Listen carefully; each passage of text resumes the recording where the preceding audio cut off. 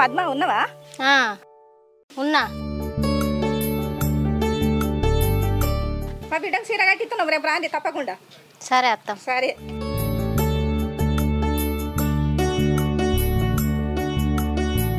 రాండి తప్పకుండా. సరే అత్త.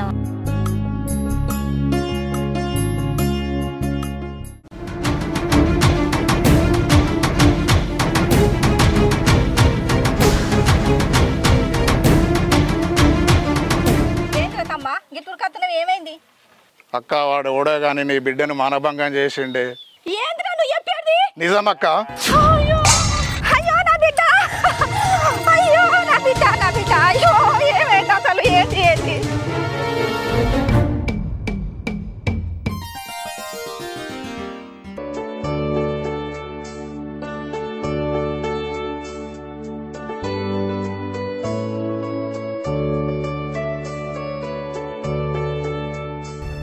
అమ్మా అమ్మా అమ్మా అమ్మా.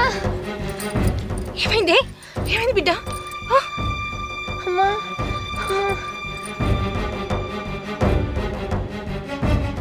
ఏమైందక్క? చిట్టి పుష్పవతి అయింది.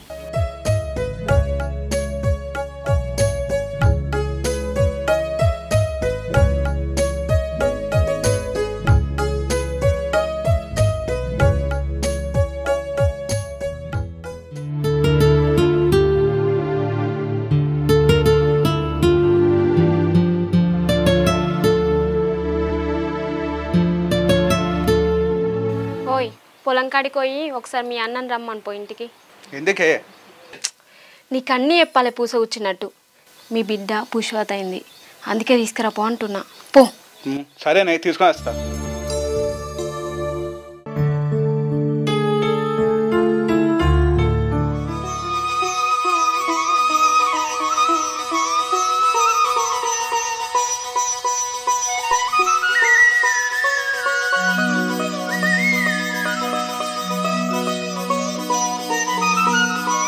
ఏంద్రదా మాకు ఇట్లా వచ్చినావు?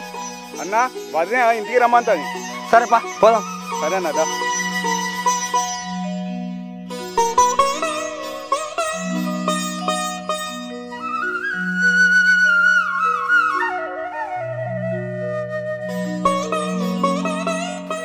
భవానీ కొన్ని మంచిలు తీసుకురా.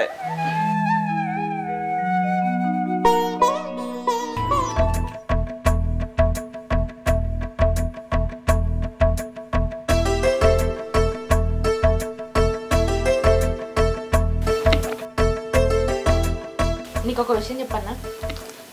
ఏంటిది?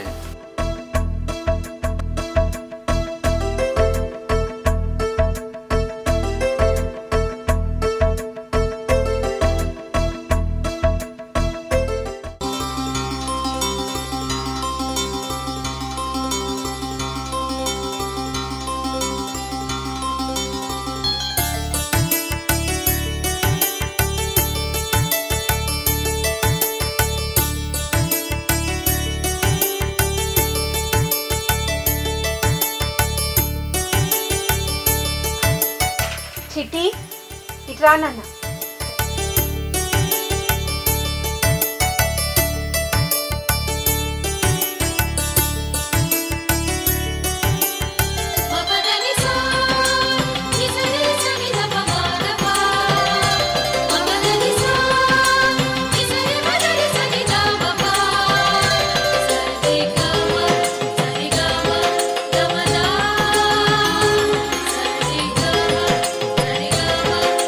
Thank you.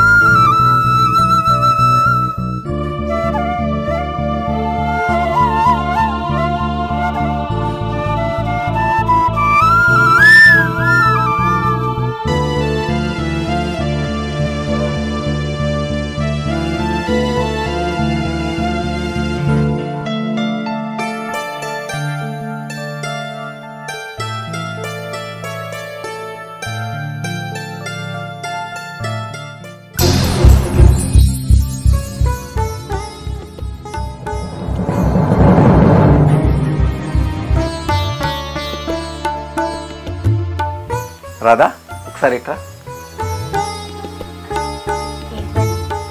అదే ఇంకా ఇంకన బాపును కొన్ని పైసలు ఆడుకొని వస్తా, ఎందుకంటే ఖర్చులకు కావాలి కదా. అవును, ఖర్చులకు కావాలి. సరే పోయి అడుగురాపో. సరే మరి నేను పోయేస్తా. జల్దీరా. సరేని.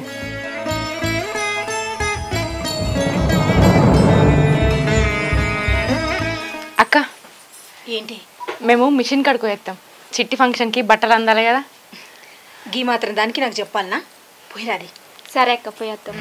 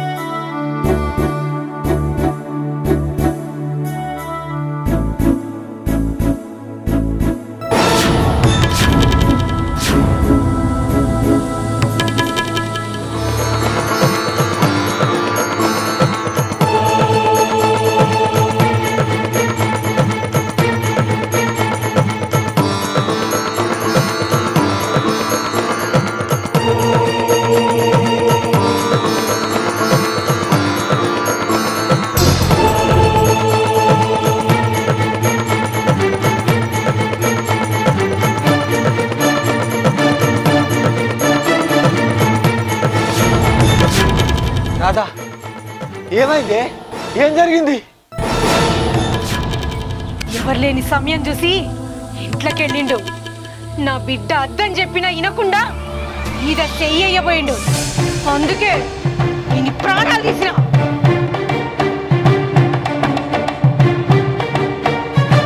రాధా వీడు ఆ దొర కొడుకు, దీని పేరు మునిస్వామి.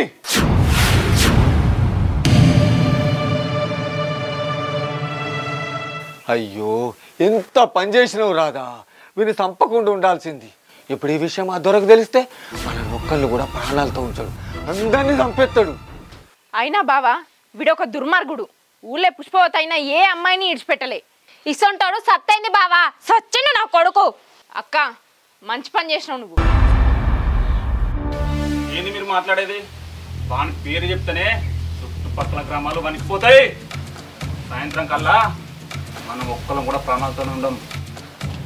అన్న మనని చంపుతారా? సంపుతాడా? ఎవడొస్తాడో రాని చూసుకున్నాం.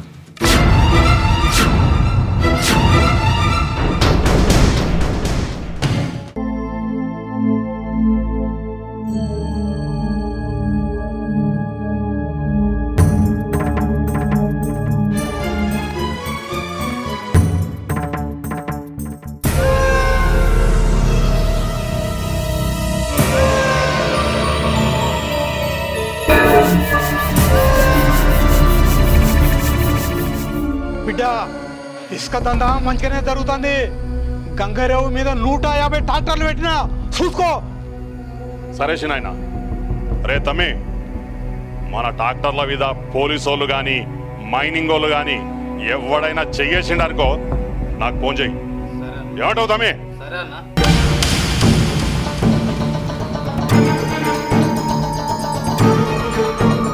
ఏందిరా వారి బాగా ఉరుకుంటున్నావు?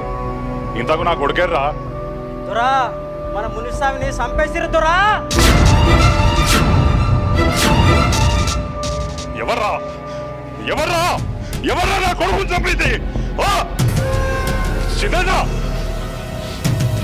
తమ్ముడు, ఎవర్రా నా కొడుకుని చంపింది? చూపిస్తా చిన్నాయనా.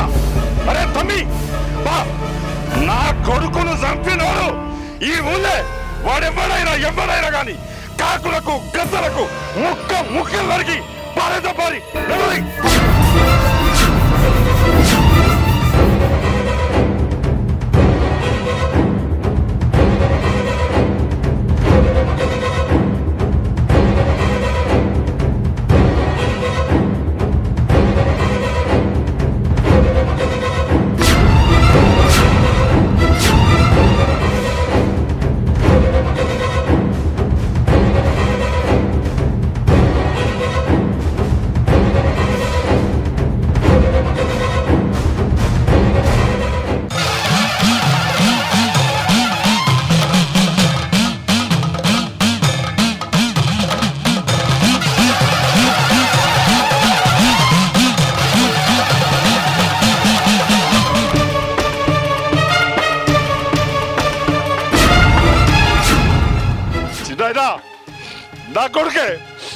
నా కొడుకే చచ్చిపోయింది. ఎవరినరా ఇంట్లో బయట రే? నా కొడుకు చిన్న రారా.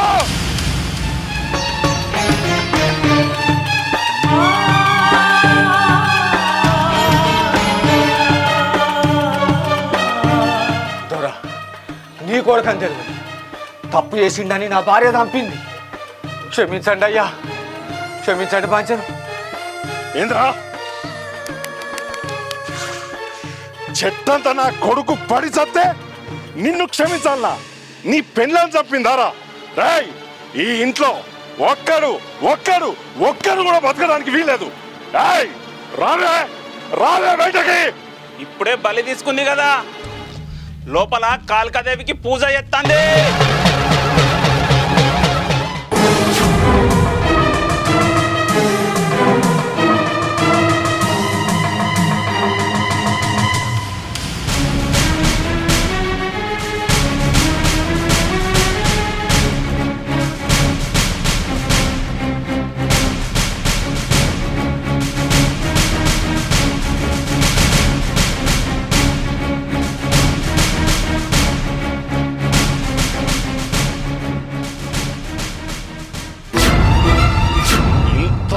సైన్యంతో వచ్చిన ఈ పులి లాంటి దొర వచ్చినా కూడా నీ ఒంట్లో భయం లేదు, బెదురు లేదు.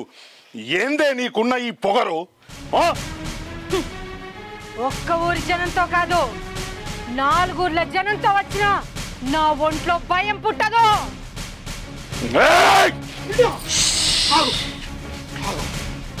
నువ్వు భయపెడితే భయపడ్డానికి జింక పిల్లని కాదు, పులి బిడ్డని. చిన్నాయనా చేయదులు పులేట.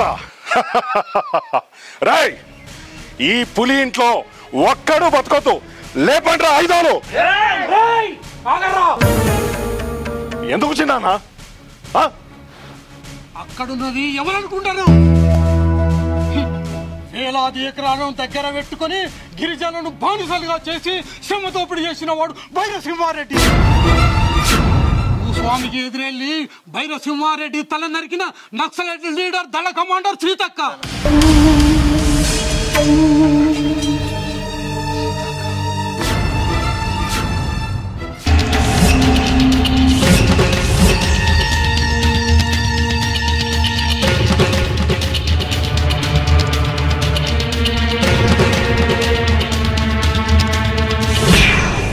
భావి బిడ్డల కోసం ఆయుధం పట్టి ఉద్యమానికి ఊపిరి పోసిన నక్సలైట్ కీలక నేత భవానీ. భవానీ నక్సలైటా? నక్సలైట్ భవానీ?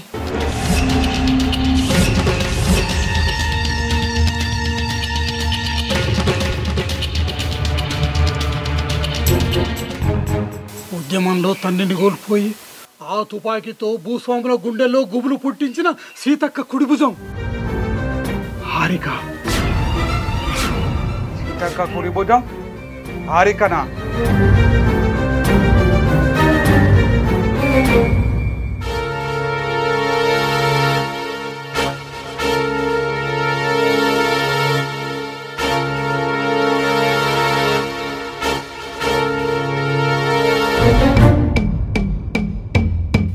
లాల్ సలాం, లాల్ సలాం, లాల్ సలాం.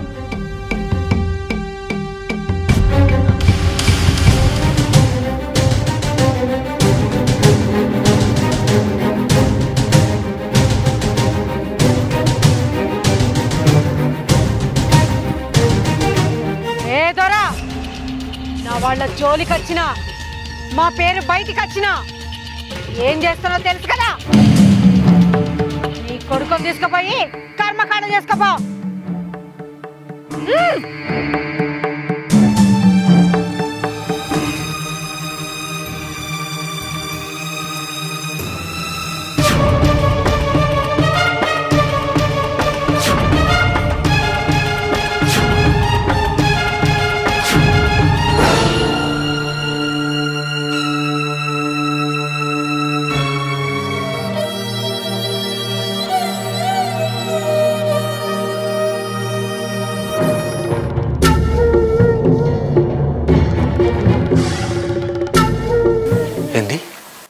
నీ పేరు రాధ కాదా?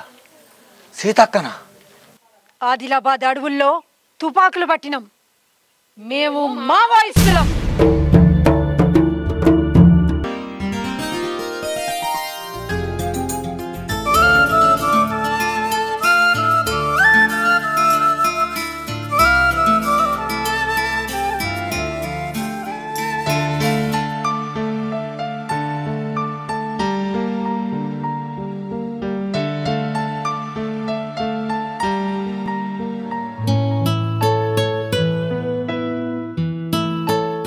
బిడ్డ సీత, ఏంది బాపు? దూపైతుంది బిడ్డ, కొన్ని మంచి నీళ్ళు తీసుకురా. తీసుకొస్తానా. ఇదిగో బాపు.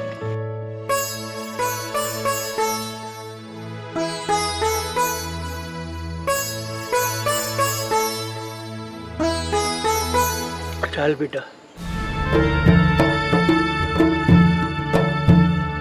రామయ్య, ఓ రామయ్య, ఉన్నావా? అగో ఇంట్లో ఉన్నావా? చిన్నదొర గిట్లొచ్చిన మా ఇంటికి ఏమైనా పనా మరి? మీ ఇంటికి వచ్చిన ఈ సంవత్సరం నీ పొలము కౌలుకి ఇచ్చాయి. మా పొలం అవుతారా? నీ పొలంలో ఎన్ని బస్తాలు వండుతారా సంవత్సరానికి? వడ్లు 40 బస్తాలు వండుతాయిరా. 40 బస్తాలు కాదురా, నీకు 80 బస్తాలు ఇస్తా. ఈ సంవత్సరం నీ పొలం మాకే కౌలుకి పైసలు ఇస్తా. నీ బిడ్డ పెళ్లి చేసుకోవచ్చు. అట్లాగే దొరా. ఇక మేము పోయేస్తాము. రేపు మా ఇంటికి రా, కాగితం మీద సంతకం పెట్టి పైసలు తీసుకోపో. సరే మరి, నేను పోయేస్తా. సరే దొరా, రేపు వచ్చి కాగితం మీద సంతకం పెడతా. పొద్దులరా.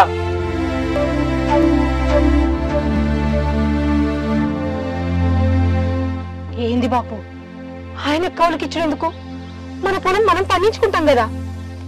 అది కాదు బిడ్డ, 40 బత్తాలకు 80 బత్తాలు ఇస్తా అంటాడు. మళ్ళీ పైసలు కూడా ఇస్తా అంటాడు. రేపు నీ పెళ్లి చేయాలంటే డబ్బులు కావాలి కదా బిడ్డ, అందుకే సంతకం పెడతా అంటా అన్న. ఏమో బాపు, నాకు వాళ్ళని నమ్మబుద్ధి అయితే లేదు. వాళ్ళు గుంట నక్కల లెక్క. మనం నమ్మితే మనల్ని పీక్క తింటారు. బిడ్డ, నేను ముసలినైనా, నా గుండె గట్టిది, నేను దేన్నైనా తట్టుకోగలుగుతా.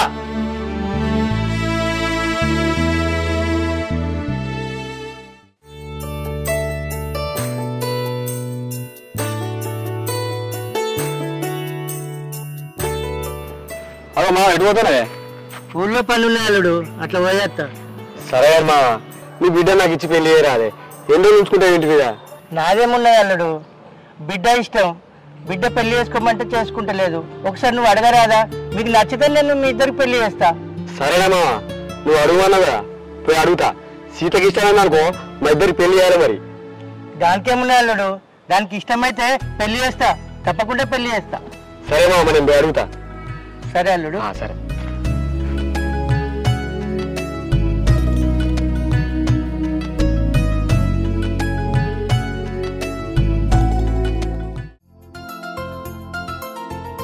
అగో నిన్ననే కదా 5-6 వేల కాకరకాయలు ఉండే. కూర అంటే ఇప్పుడు ఒక్కరు కూడా కనబడతలేదు. ఎవరు దింపుకుపోయారు? సీత, ఇక ఏమని అనాలి వాళ్ళని? ఇట్లా దింపుపోయారు. ఇప్పుడు ఏమండాలి? సరే ఏదో ఒకటి అంతది. అగో ఏంది రాజు ఇట్లా మా ఇంటికి వచ్చినావు? అది సీత, నీకు తెలుసు కదా సీత, నువ్వంటే నాకు ఎంత ఇష్టమో. ఇప్పుడే మీ ఆయన అడిగినా నీకు ఇష్టమైతే మన ఇద్దరు లగ్గం చేస్తాను. ఏంది సీత అంత ఆలోచిస్తాను? నేనంటే నీకు ఇష్టం లేదా? చెప్పు సీత. అది కాదు రాజు, నేను మా బాపుని కన్న తల్లి లెక్క చూసుకుంటున్నా. ఇప్పుడు నేను పెళ్లి చేసుకొని వెళ్ళిపోతే ఆయనను ఎవరు చూసుకుంటారు? అసలే ఆయన ఆరోగ్యం మంచిగా ఉండలేదు. నేను పెళ్లి చేసుకున్నాక ఆయన ఒక్కడే అయిపోతాడు. పిచ్చి సీత, గీదానికి గింత బాధపడుతున్నావా? మనం పెళ్లి చేసుకున్నాక మీ నాన్న నాకు అన్న తినలేక చూసుకుంటా. అయినా ఉండేది ఇదే ఊర్లే కదా, అచ్చుకుంటా పోతాం కదా. గీదానికి గింత బాధపడుతున్నావా? ఏదైనా సమస్య ఉంటే నేను చూసుకుంటా కదా. సరే రాజు, మా బాపుని నీ సొంత తండ్రిలాగా చూసుకుంటా అంటున్నావు కదా, నాకు కొద్దిగా సమయం ఇవ్వు, నేను ఆలోచించుకొని చెప్తా.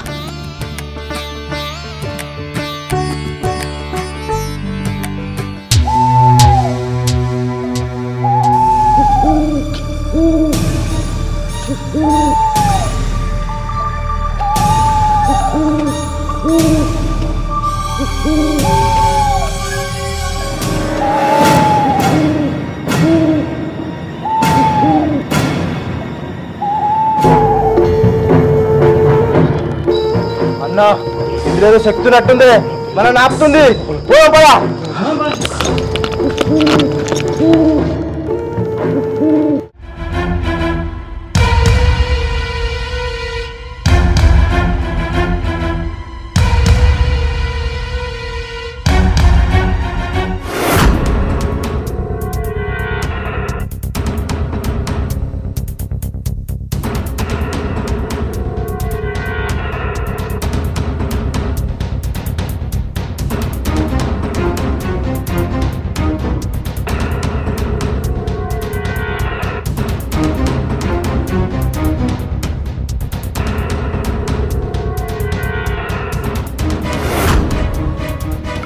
కాలమైనా ఆ కాలమైనా ఏ కాలమైనా ఈ ఊరికి రాజులము రారాజులము మేమే. అర్థమైందా? కానీ పని కానీ అన్నా, నువ్వు గీత గీతే ఎవడు దాటన్నా ఈ ఊళ్ళో ఏది చెప్పినా నీదే తాగుతుంది.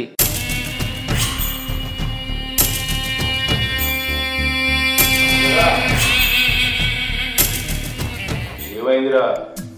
నేను పంపించిన పని 7 దాకా వచ్చింది. దొర అడుగుతాడు కాదురా, వినబడతలేదా? చెప్పురే.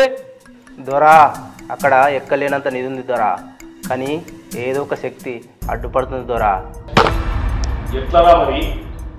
ఏది ఏమైనా నిధి మన సొంతం కావాలి. తమ్ముడు అన్నా, ఏం చేద్దామంటావురా? అన్నా, ఆ నిధి మన సొంతం కావాలంటే అక్కడ నరబలియాలన్నా. తమ్మి, ఎవరినో ఒకరి పోరని తీసుకుపోయి ఈ రాత్రికి బలి ఇవ్వండి. ఎనక ముందు నేను చూసుకుంటా. అరే, దొర చెప్పింది విన్నారు కదా, ఈ రాత్రికి పోరని తీసుకురా, బలిద్దాం. అట్నే దొరా. సరే పోరి.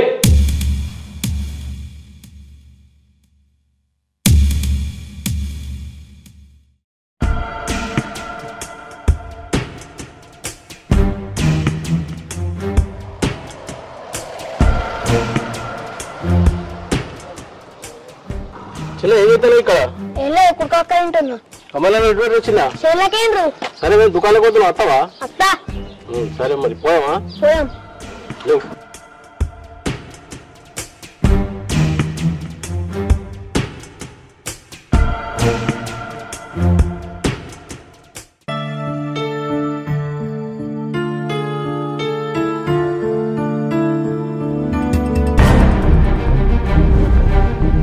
అయ్యో నా బిడ్డ బలి ఇచ్చుకున్నారే నా బిడ్డ తక్కిరే అయ్యో చిన్న పిల్లగాన్ని బలి తీసుకున్నారా? వాళ్ళకి మనసు ఎట్లా వచ్చింది? రోజు అక్క అక్క అనుకుంటూ నా చుట్టూ తిరుగుతూ నాతో ఆడుకునేటోడు అసలు బలి తీసుకున్నారా?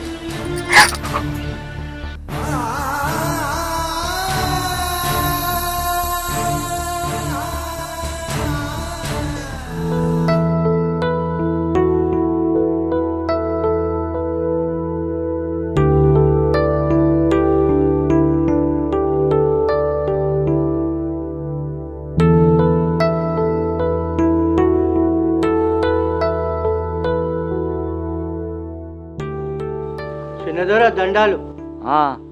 ఏంది రామయ్య గిట్లా వచ్చినావు? ఏం సంగతి?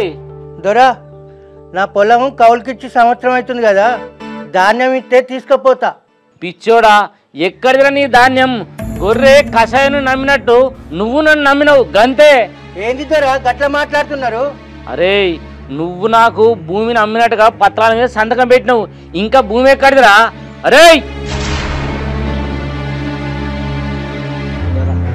అరే ఈయనకు 30 బస్తాల ధాన్యం ఇచ్చి పంపిరా. అదేంటి దొరా అట్లా మాట్లాడుతున్నావు? ఆ భూమి నా రెక్కలు కట్టం చేసి సంపాదించుకున్న భూమి దొరా. ఇప్పుడు ఆ భూమి నాదంటే నేనే ఒప్పుకుంటా? పంచాయతీ కాడ నువ్వు చేసిన తప్పేందో చెప్తా. ఏ పోరా, ఏమంటావు నువ్వు చెప్పుకోపో. పోరా, నీ భూమి ఎక్కడిదిరా? ఏం భూమి అంటాను? సంతకాలు పెడతావు మళ్ళీ ఏం మాట్లాడదు. సడగా దిక్కున్న కూడా చెప్పుకోపో.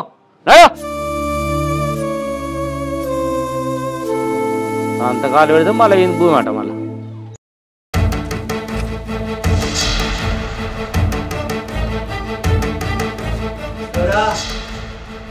ఏమ్రో రామయ్య ఇటు వచ్చినవేంద్రో? రాజయ్య దొరా నా భూమి లాక్కున్నాడు దొరా. నాకు తెలియకుండా కాగితాల మీద సంతకం పెట్టించుకున్నాడు. ఇప్పుడు ఆ భూమి నాదంటాను దొరా. నా భూమి నాకు ఇప్పిండ్రు దొరా, నా భూమి నాకు ఇప్పిండ్రు. మరి వాడిని అడగకపోయినావురా? అడిగిన దొరా, నీకు దిక్కున్న దేవల చెప్పుకోమన్నారు దొరా. గవాని నమ్మి సంతకం ఎట్లా పెట్టినవురా?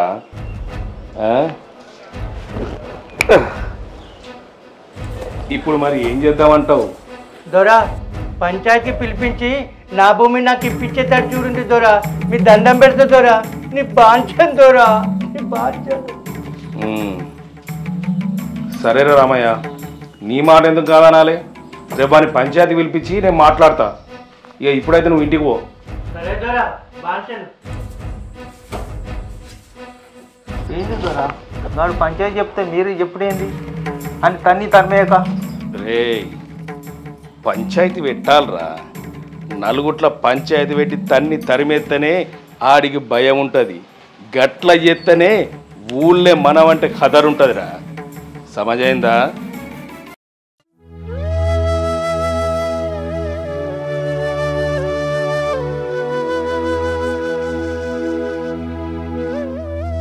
ఏమైంది బాపు గట్లా చిన్నపోయి కూర్చున్నావు?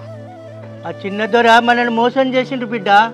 మన భూమి లాక్కున్నాడు, మన పొట్ట కొట్టిండు బిడ్డ, మన పొట్ట కొట్టిండు. అవును సీత, వాడు పథకం ప్రకారం ఇదంతా చేసిండు, మిమ్మల్ని మోసం చేసిండు. రేపే పంచాయతీ, ఏం జరుగుద్దో ఏమో. ఏంది బాపు రేపు పంచాయతా? ఈ పంచాయతీలు మనకెందుకు? పంచాయతీ వద్దు ఏమద్దు. ఓ బిడ్డ రేపు పంచాయతీ. నా కంఠంలో ప్రాణం ఉండగా నా భూమి కోసం నేను పోరాడతా.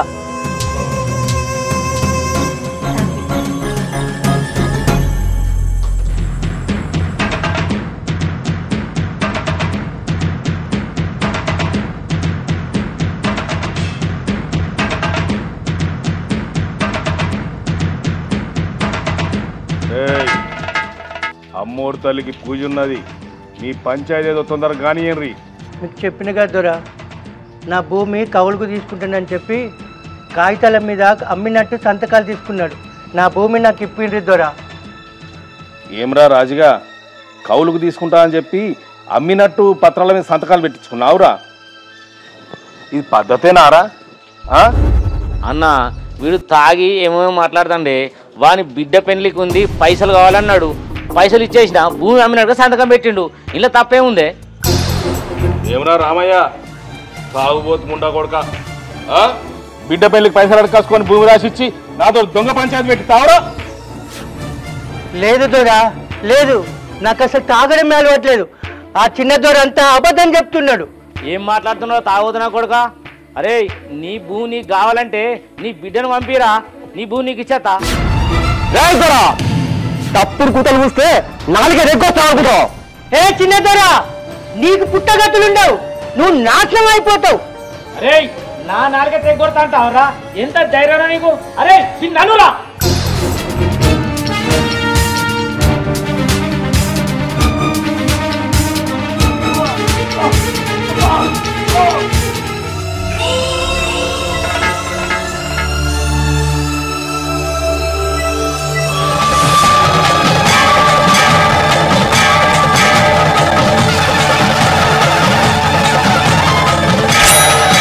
అమ్మోరు తల్లికి పూజ ఇప్పుడు మొదలైందిరా.